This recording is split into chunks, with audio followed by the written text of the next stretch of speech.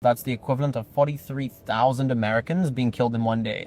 In any country, okay? If that many civilians were killed compared to their population size, what would you expect their government to do? Genuinely. So like if the Canadians came if the Mexicans, the Canadians, a bordering country, invaded, killed essentially a city of people, 43,000. Massacred them with GoPros on their head, took 4,000 back into wherever they came from and put them underground in tunnels to keep them hostage. What would you as an American want your government to do? Oh, what they did for 9/11. Hi guys, this is Sahar TV, and in today's video we're watching another video of Let's Do Something on Campus. I was also on one of their episodes and you'll see it soon, hopefully on this channel and on their channel. Let's have a look and see what they have to say. I don't understand how can you really defend the Israelites?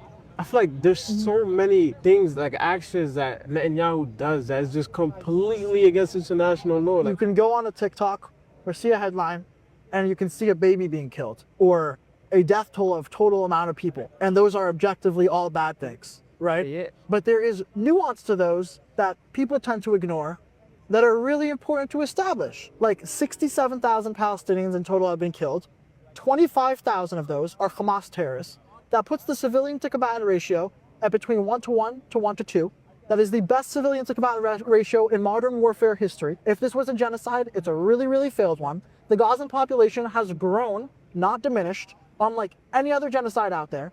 Okay, it is a lot of people dying, and that's really unfortunate. It's also a really unfortunate circumstance of war, and you also need to look at why they're dying and what the people essentially representing them, which is Hamas, what is their goal, how they're obtaining that goal, and how are they fighting this war. And then you have to look at Israel's goals and objectives and what they're supposed to do in order to protect their own people and the measures they've taken in order to protect their own people, and not only protect their own people, but to avoid civilian death as much as possible. And that doesn't mean that a lot of Palestinians aren't dying. Doing that. But it's completely ignoring the nuance of every situation and just saying blanket statements, and like that's not going to get us anywhere. You need to find the source of the issue and annihilate it. If you think that we are happy about children being killed or babies being killed or women or civilians, you are wrong. We are just look at the bigger picture. We understand the context of everything, and that's how we judge the situation, based off of logic and not based off of emotions, which is what most pro-Pallies around the world do. They go all emotional about the topic and they don't even see it clearly. But what people like Moshe, what people like me, what other content creators and people around the world who are pro-Israel, what they do is they look at the whole thing. That's how you should look at things. Like I said before, that's the equivalent of 43,000 Americans being killed in one day. In any country, okay? If that many civilians were killed compared to their population size, what would you expect their government to do? Genuinely. So like if the Canadians came if the Mexicans, the Canadians, a bordering country, invaded, killed essentially a city of people, 43,000. Massacred them with GoPros on their head, took 4,000 back into wherever they came from and put them underground in tunnels to keep them hostage. What would you as an American want your government to do? Oh, what they did for 9/11. Sorry? Like go find the person, like kill the leader of Hamas. Right? Yeah. Israel's done that. Israel's killed Exactly. So majority of the leadership. So what are they still doing? Hold on. That's a good conversation. In this hypothetical, right? Yeah. They have 4,000 people held hostage. In underground tunnels, under civilian infrastructure, right?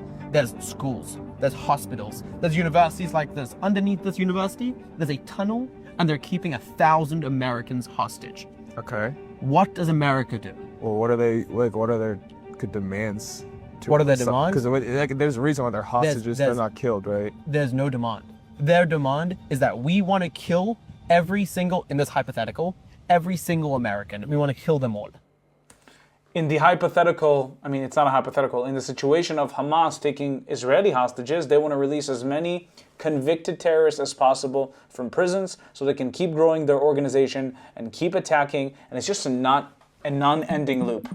That's what people don't understand. But if you put people in the situation that Israel was just at on October 7th, they'll say exactly the same thing.